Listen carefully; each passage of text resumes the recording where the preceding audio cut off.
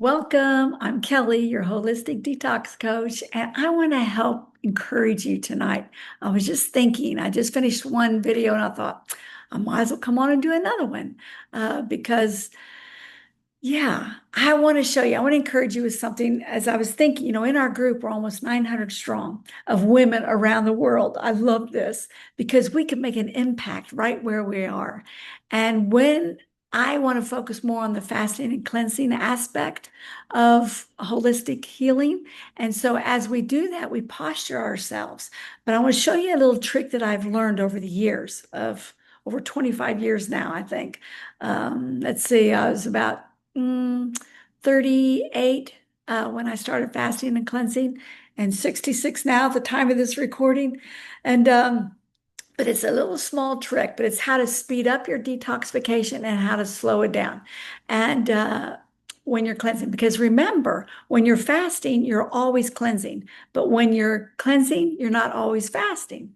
And so I'm going to talk to those that have really done a lot of fasting. But at the same time, I want to encourage those that are just beginning how you can control and slow down the speed of detoxifying.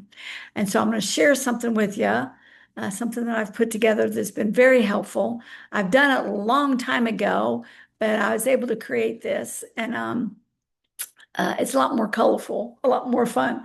And so I want to show you, looky here, how we can ease in and out of our cleanse. So whether you're on a long fast, an intense fast, or whether you're on just a cleanse without really fasting, fasting is no covering the mouth, no food at all.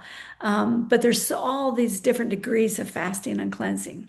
So let me show you something that's been very helpful. Uh, Normally, we all start here when we begin a fast. The importance of beginning a fast, when you begin a fast, it will determine how successful your fast goes. Okay. So if you start a fast like the night before, it's like you're going to be doing a 7 day, 10 day, 21 day, 40 day, whatever it might be. And you're like, okay, I'm going to do a fast tomorrow. And it's like you're going to crash and burn because you'll detox too quickly. You can't eat heavy meals all the ways up. In other words, when you're fasting, you need to, like if you're doing say a 21-day fast, you need to prepare like a 12, 15 days in advance. If you're doing like I'm doing now, the 5-day gut cleanse, well, you prepare because it's not necessarily a fast, it's just a cleanse and becoming aware of what our trigger foods are. There's not too much preparation that needs to take place. But even if you're doing a 7-day, say, all juice or all smoothie fast, all liquid fast, you need to prepare like 3 to 5 days in advance. And so here's how I'm going to show you that it's really super helpful. So say we all begin over here with cooked meal, okay, cooked foods. So you want to prepare for a fast. You want to gradually, depending if you're doing blended juice or over here clear to water, over to the right side. So say you start out with cooked a couple weeks in advance, and then you want to lightly move into steam foods. Then you want to move in after a couple days of doing that, come on into raw. Okay. Then you can begin introducing yourself to blended, move on over into juicing, and then into water. I can remember one time, one fast that my husband and I were doing together, and I think it was a 30-day, could have been, maybe it was 40, but he eased in, okay, so we were doing the 40-day fast. We prepared over 2 weeks in advance, right? So we start out our daily diet was right at cooked foods. So we started out just easing in and moving into steamed for a couple days. And then you can tell the shift, when you're ready to move into raw foods. Then you can do like half days, maybe half day raw, move into blended. But we went into a blended fast. That's usually what most of my fasts are, in between blended and juice, diluted with water.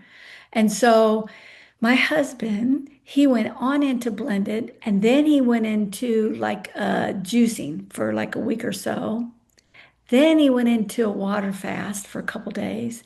Then he went into a 3-day absolute fast. No food, no water. Now, I don't recommend that for everyone. This is your individual what you are feel comfortable with. But as he went into water, then he eased it back, went back in. I think yeah, he did the 3 days, no food, no water. He eased back into liquids, which start out with water. Then he, for a couple days, then he went into juices, diluted. Then he went into the blended foods and on his way back and finished out his fasting with blended. And then when you come off of a fast, you go into raw, steamed, and then back into cooked. Okay. So do you see that? This is so cool, you guys, because you can ebb and flow. Say you're in a fast and you get a little fearful, some things like might be taking place in your body. You're not too sure. It's maybe too intense, the headaches, the nausea, you hit a healing crisis, whatever it might be, and then you want to ease out. I was in the Philippines once and I was doing just fruit only. I wanted to really clean the house and, veggies build, fruits cleanse. And I can remember I was in a little town, Bohol.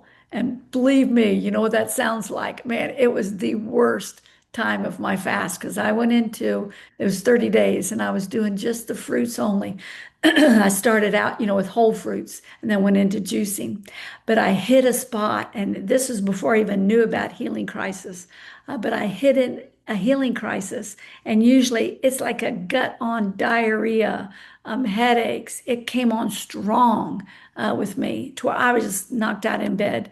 And I didn't realize what it was until afterwards. And I have a really fun chart that lets you know what's going on in your body and what to expect when you're fasting or going into a deep fast. And so as I did that, I realized, oh, I can back out. And I didn't know all this stuff at that time. So I didn't know that I could ebb and flow with my cleanses. And so if that ever happens again, I know to back up a bit because juicing has no fiber. So your cleansing is going to go a lot quicker, the detoxifying process. So you can back up and do blended. You see that? So without getting real legalistic, man, I would be so legalistic in my fast. I wouldn't even let a drip of anything touch my lips. When I was cooking for Bob, if I was on a long 40-day fast cooking for Bob, I would cook by smelling the food and never tasting, never putting one thing in my mouth. And now I've sort of eased up a bit as I get older, and I do it for health purposes. And yes, you cannot fast without just a spiritual aspect, without it affecting your body, or with just a physical aspect without something spiritual taking place. And so perhaps maybe in the future, I'll tell you some fun stuff that has happened. I'll go through maybe some of my old journals. Would you like that? And find out some stuff of what took place and what I know now, what it was then, and you just learn and grow. And that's what I want our daily detox group to be, a safe place where we can learn and grow. So if you're not a member and you are watching this video, please come join us over on our Facebook, my Facebook group, uh, Daily Detox with Kelly Parr, and visit my website, kellyparr.org. I've got fun cleanses there, creative cleanses, my 7-day rainbow cleanse, my 5-day gut healing cleanse that we're doing now. We're on day 2. And so, yeah. So any questions, put them in the comments. And as you go your next cleanser fast, try this. Try ebbing and flowing and moving back and forth on this chart to give yourself an experience that works on healing from the inside out. Thank you, girls, and have a good night.